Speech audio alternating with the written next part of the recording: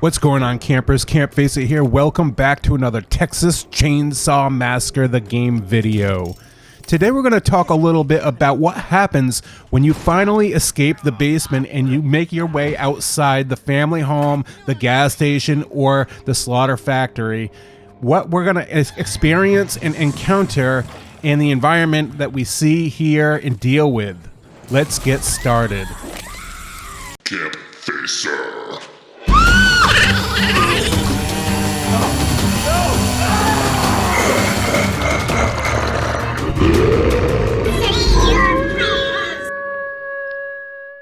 So in case you didn't know, you're new here to the channel, there's a new Texas Chainsaw Massacre video game coming out this year in 2023. We do not have an exact date just yet, but it's being released by the same developers that worked on Friday the 13th, the game, which is Gun Interactive. They have all the information over on their website. Check the website out. I'll put the link to that in the description below.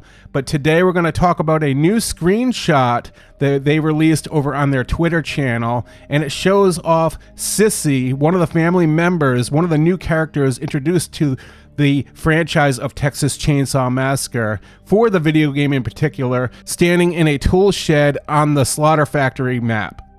This is what they had to say.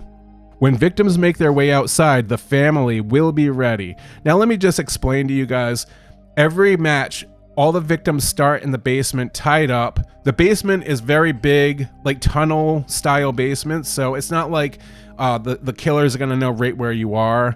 So every match you start off in the basement, you're tied up, and there's Leatherface also starts in the basement somewhere.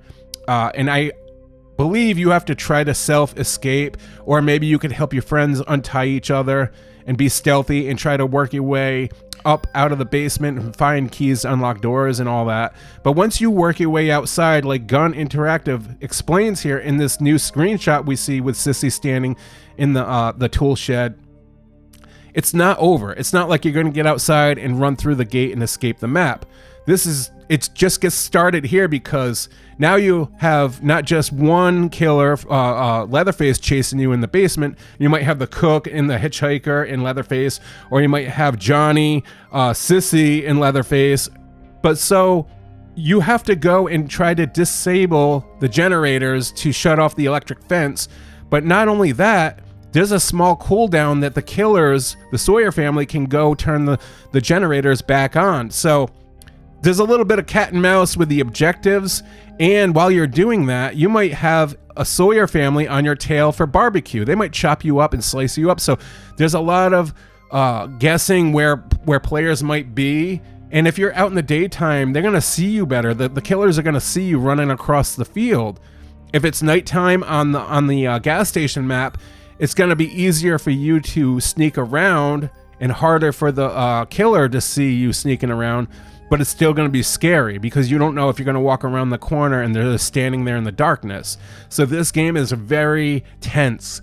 There's going to be organic jump scare moments. That's what I like, real life interaction jump scares with other players. You hear somebody screaming on the other side of the microphone, or in this case, you're not going to hear the family screaming because it's game chat on both sides, but the killers can't hear the victims and the victims can't hear the killers, to my understanding. Anyways, my question here in this video, when we go outside from a dark place, like let's just say, you see how Sissy's in the dark tool shed here? She's been kind of like, let's just say you're SISSY and you're walking around in the tool shed for a while, and you could kind of see in the darkness like tools on the benches and stuff. And let's say she runs from there out into the bright sun. Is it gonna like dim your? Is it gonna make you hard to see right away and then come to? Or if you're out in the bright sun for a while and you run into the darkness, into the tool shed, is it going to be hard to see the dark in the darkness? Like, do you have to adjust your eyes? But to my understanding, video games don't work like that. So my question is, if it doesn't do that, can Gun Interactive implement some kind of a mechanic where if you're indoors for too long, like in your eye adjustment, like the screen you see, you can kind of see in the dark a little bit, like things on a shelf or a glass of milk on a shelf or something like that, and you run from there out into the bright sun.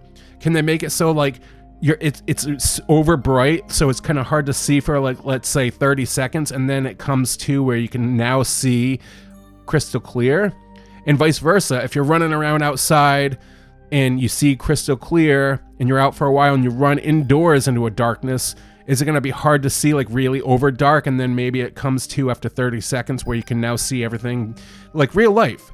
That would be a really cool implement in this game, you guys.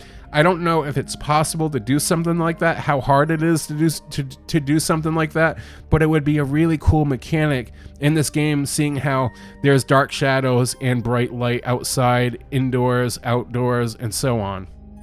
But that's it for the video today. That's all I really wanted to talk about. What do you guys think? Do you guys think that this is a very good mechanic or fun mechanic to put in the game if it was done the right way?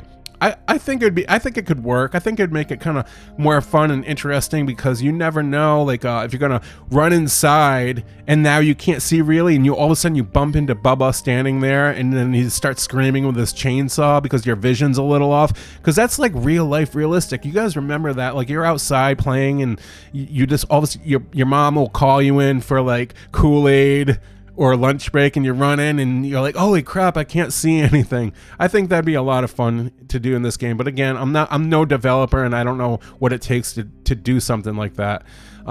Anyways, I want to say thank you guys for watching the video. Make sure to like and subscribe, and I will see you guys in the next video. And as always, campers, stay out of the woods.